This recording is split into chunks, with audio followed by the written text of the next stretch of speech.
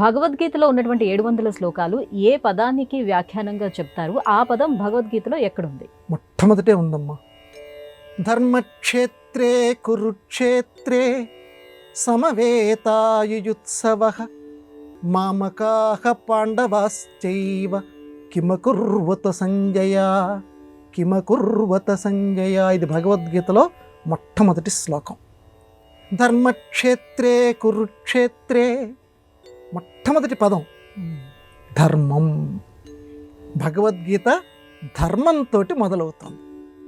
ఈ భగవద్గీతలో ఉన్నటువంటి ఈ 700 శ్లోకాలు ధర్మ అనే పదానికి వ్యాఖ్యానం. కాబట్టి కీలకమైనటువంటి పదం ధర్మం. మొత్తం భగవద్గీత అర్థం కావాలి అని అంటే ఒక్క ధర్మం అనేటువంటి పదం తెలిస్తే చాలు. ధర్మాన్ని నువ్వు జీవితంలో ఆచరిస్తే చాలు, మొత్తం భగవద్గీత చదివినట్టే లెక్క. ఎందుకంటే విష్ణువు అని చెప్పి విష్ణు సహస్రనామాల్లో మొట్టమొదటి పదమే మొత్తం ఆ 1000 పదాలని తనలో ఎలా కలుపుకున్నదో, ఒక విశ్వం అన్న పదమే మొత్తం ఆ మిగిలిన 999 పదాలకి ఎలాంటి వ్యాఖ్యానమో ధర్మం అనేటువంటి పదం భగవద్గీతకి వ్యాఖ్యానం. ఎందుకంటే యత్ర యోగేశ్వర కృష్ణో చిట్ట చివరి శ్లోకం భగవద్గీత. కాబట్టి ఎక్కడ ధర్మాత్ముడైనటువంటి శ్రీకృష్ణుడు ఉంటాడో, ఎక్కడ యోగేశ్వరుడైనటువంటి శ్రీకృష్ణుడు ఉంటాడో, ఎక్కడ అర్జునుడు ఉంటాడో అక్కడ ధర్మం ఉంటుంది, అక్కడ విజయం ఉంటుంది అని ముగుస్తుంది భగవద్గీత. అంటే ధర్మంతో మొదలుపెట్టి మళ్ళీ ధర్మంతో ముగుస్తోంది. కాబట్టి మొత్తం 700 శ్లోకాలు ధర్మంతో ఉన్నాయి. అందుకనే ఆ రాణి గారి కథ ఎన్నిసార్లు చెప్పుకున్నా తనివి తీరదు. ఒక పండితుడు వచ్చి దగ్గరికి వస్తే మొత్తం ఆయన దగ్గర చెప్పించుకోవాలనుకుందట 700 శ్లోకాల భగవద్గీత. ఆయన మొదలుపెట్టారు ధర్మక్షేత్రే కురుక్షేత్రే. అర్థమైపోయింది స్వామి మొత్తం భగవద్గీత నాకు అందట రాణిగారు.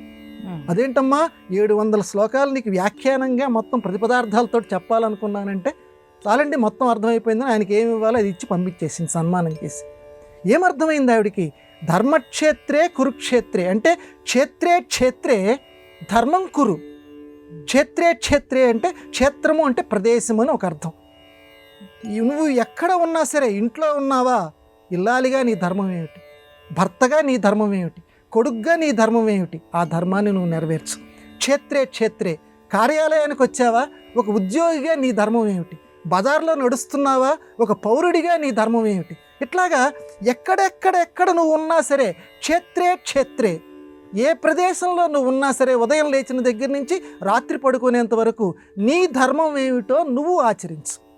నీకు ధర్మంగా ఎలా ఉండాలని పెద్దలు చెప్పారో ఆ ధర్మాన్ని నువ్వు ఆచరించు. అందువల్ల క్షేత్రే ధర్మం కురు. ఇదే మొత్తం భగవద్గీత మొత్తానికి కూడా వ్యాఖ్యానించుకోదగినటువంటి 700 శ్లోకాలు ఆ ధర్మము అనేటువంటి బీజంలోంచి మొలిచాయి.